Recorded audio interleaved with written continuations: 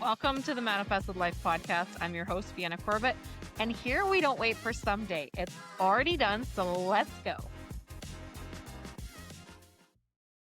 Welcome back to another episode of the Manifested Life podcast. I'm your host, Vienna Corbett, and today I want to talk to you guys about one topic in particular that comes up that really catches people's attention, and it's money. It's money. And of course, it's money. I honestly see why, because most people, when they think of money, what they're actually thinking about is freedom. And they're thinking about the freedom to choose, right? To choose where they go, when they go there, with who they go there, freedom from stress, freedom from constantly worrying, freedom from living in like a reaction mode, and freedom to choose to enjoy life instead of just surviving it. Okay, so today we're going to talk about why money isn't coming into your life and what you might be doing without even realizing it that is actually stopping it from coming in and staying. And before your nervous system just shuts down or tightens up, let me just say this very, very clearly, okay? This is not a budgeting conversation. This is not a tips for saving or how to coupon conversation. This is not about discipline. This is not about working harder. This is not about spreadsheets. This is literally just about energy, relationships, and identity. Because if effort alone created wealth, then most of us would already be filthy rich. Okay. Here's something I want you to hear right now. Most of you do not have a spending problem. Most of you do not have a budgeting problem. Most people are not just inherently lazy. You actually do make money. So why does it feel like you're always chasing it? Why does it feel like it comes in and then somehow it just disappears before you can even enjoy it? Bills come in and swallow it. Emergencies show up and need it, right? And it's like they show up like clockwork. You have a this much money, and then all of a sudden the emergency comes in and it requires this much money.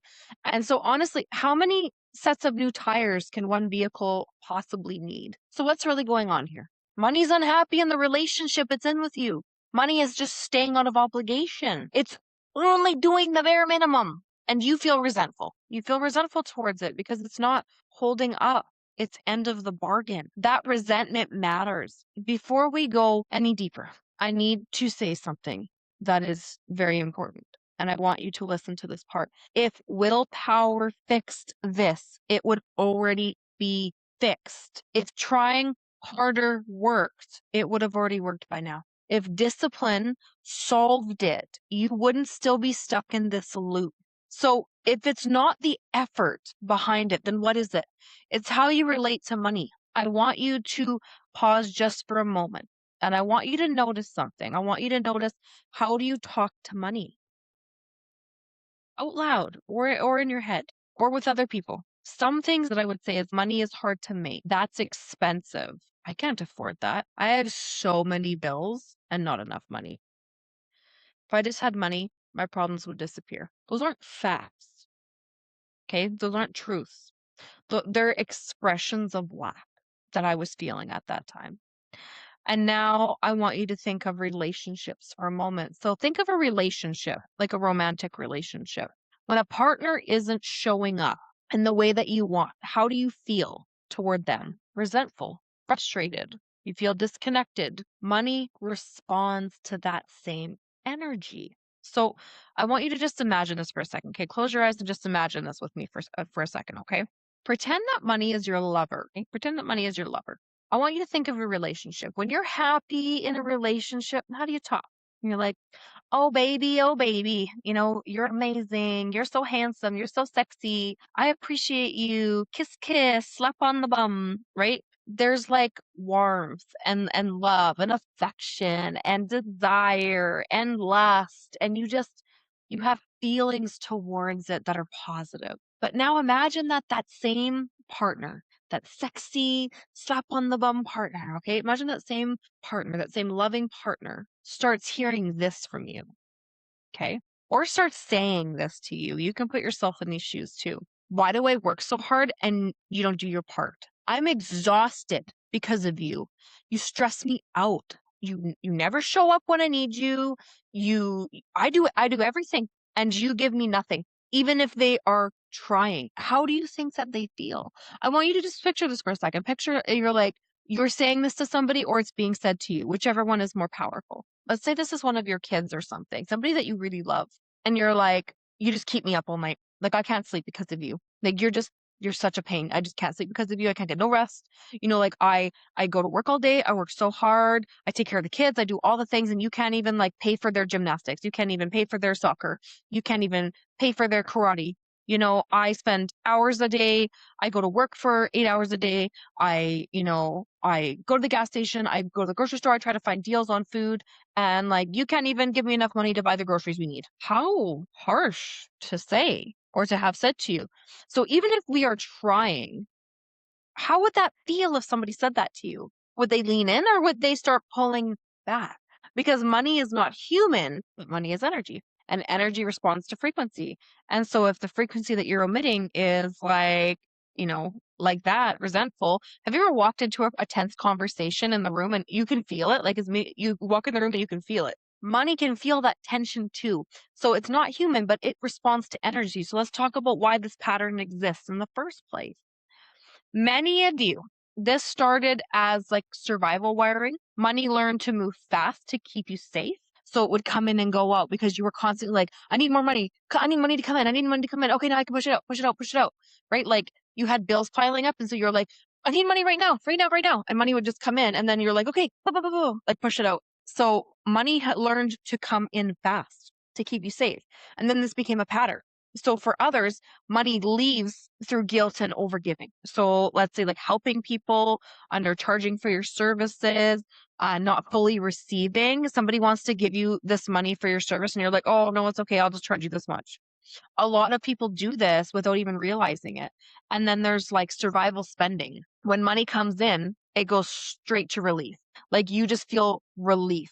You'll do things like trips, fixes, temporary comfort, anything like that. So like, I don't know about you guys, but I know a lot of people, myself included, I used to Amazon scroll. I'd go on Amazon or Shein or whatever, and I would like scroll and add to my cart. And I wouldn't necessarily buy things, but I would add it to my cart because it gave me dopamine. But I was trying to get that because I felt a lack in another place, right? Or I felt like money wasn't showing up for me. So when I would get money, like if I would get large amounts of money, I would quickly try to use it because I felt like, oh, if I don't use it now, it's not going to be there later. Do you see how it's like, it's a survival thing? It's not necessarily mismanaging money, it's strictly survival because you feel like it's not going to be there. So you get like a bunch of money come in and then you just are trying like, oh my gosh, I got to like go on a trip or do something because we're not going to get this chance again. That's survival. And the universe doesn't send more money to be spent in survival mode. Some of you expect emergencies before they happen, and then your nervous system expects something to go wrong. So money basically prepares for an exit, right? You expect tires to have to be repaired. You expect repairs on the house. You expect surprise bills. You expect owing money at tax time. You expect all these things. And others can struggle with like discomfort around enjoyment. So comfort doesn't feel safe yet. So many like money won't stay. So think about people who win the lottery. They lose it fast because their nervous system can't keep up to that. So they win millions of dollars, but they're operating at a nervous system that can handle like maybe thousands of dollars. And so they can't match that. And so they don't know how to handle it. And so it goes out the door. They spend it. They survival spend it. And then there's like an identity mismatch piece where your income has grown, but your self-image hasn't. And so you make a big sale, but it's not consistent because the version of you who can hold that level of money hasn't fully integrated yet. Does that make sense? Like it just doesn't match. So I want to do a little exercise with you guys. If you receive $100,000 right now, what would you spend it on? And be honest about why.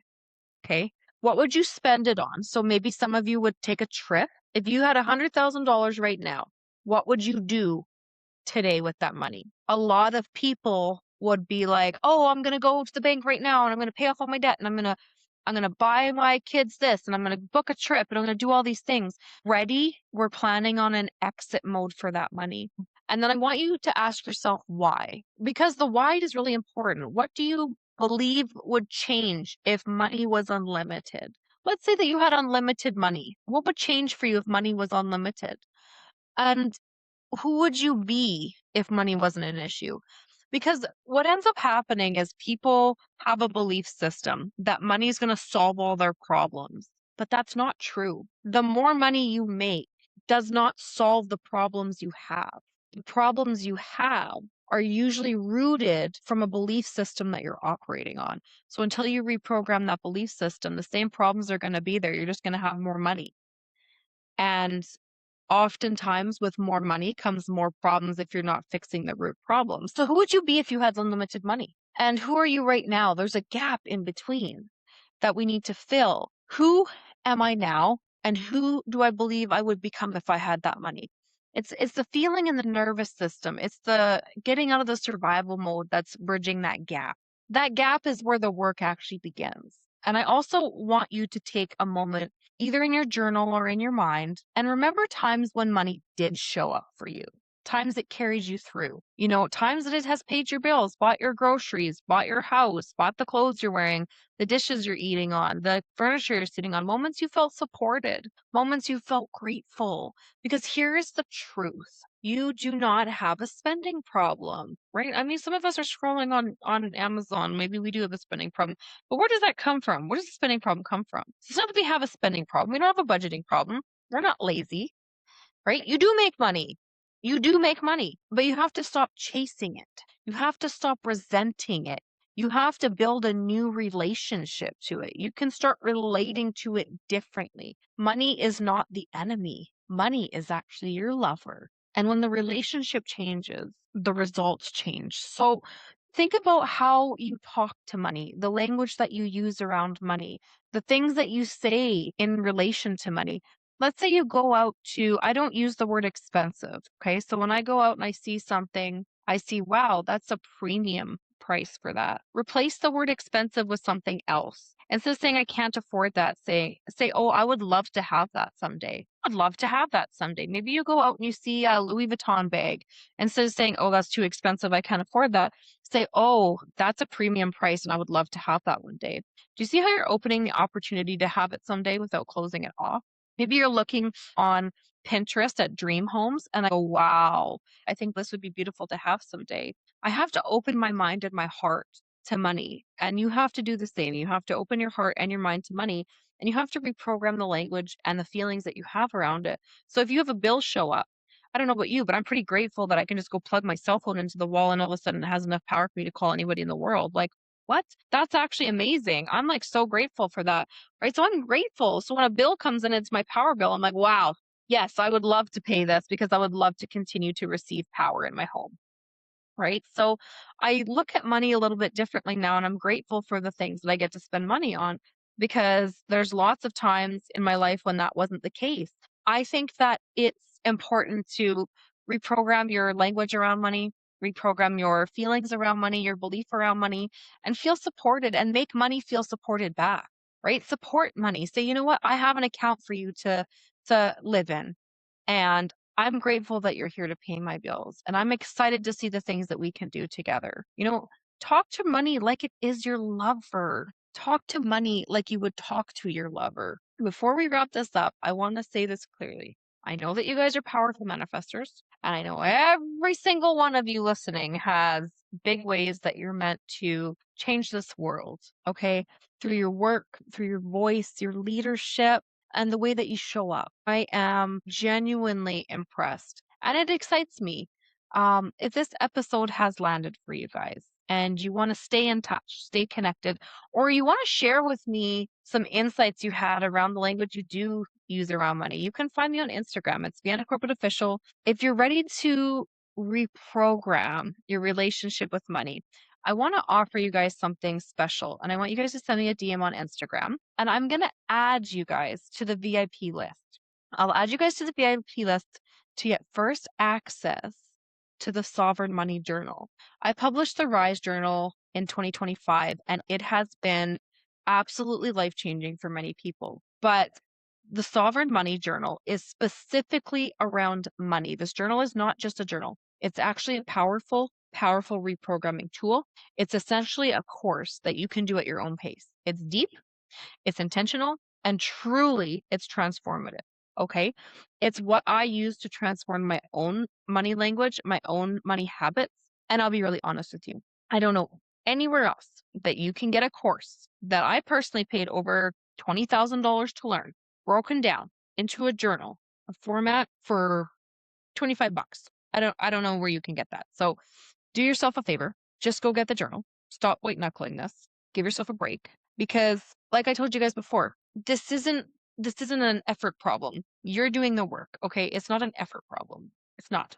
It's just you need to support your nervous system so that it can hold wealth.